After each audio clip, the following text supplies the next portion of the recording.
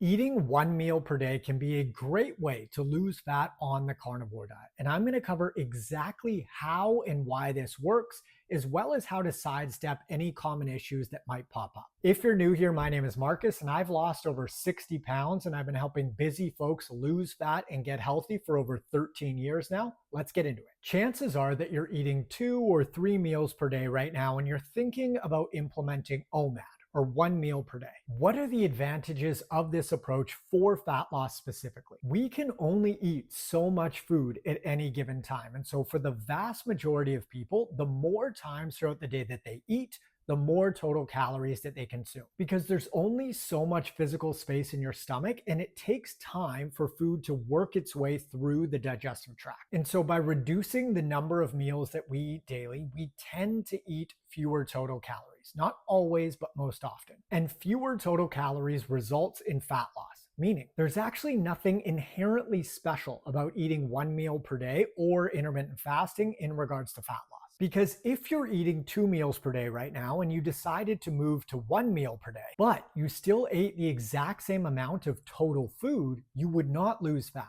And you could think about it like this. If you spend $100 on one shirt, or you spend $50 on two shirts, you still spent $100.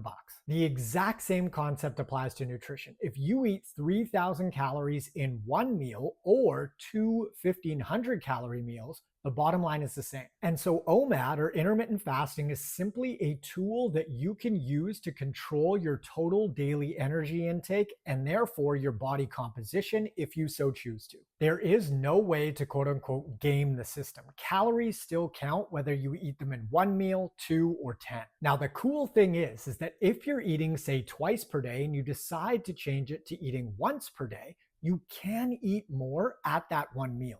For example, if you're eating two 1,500 calorie meals per day right now and you're maintaining your weight, you could eat one 2,500 calorie meal and still lose fat. Or if you're eating three 1,000 calorie meals right now and maintaining your weight, you could eat two 1,250 calorie meals and still lose fat, because both of these scenarios result in a 500 calorie daily reduction. Now, it's really important that if you do decide to reduce your meal frequency or compress your eating window, that you don't let food quality take a hit, meaning you still want to prioritize nutrient-dense whole foods. Because sure, you can lose fat by simply eating less crap, but the healthier way to go is to favor food quality as well. Prioritizing nutrient-dense whole foods is also going to keep you much more full, and therefore it's a lot more sustainable. Now, it's worth mentioning that it may take some time for your gut to adapt to eating a larger portion of food all at once. And so stay super mindful of your digestion. You can also implement this approach periodically, meaning you don't have to do it every single day. It's not an all or nothing dealio.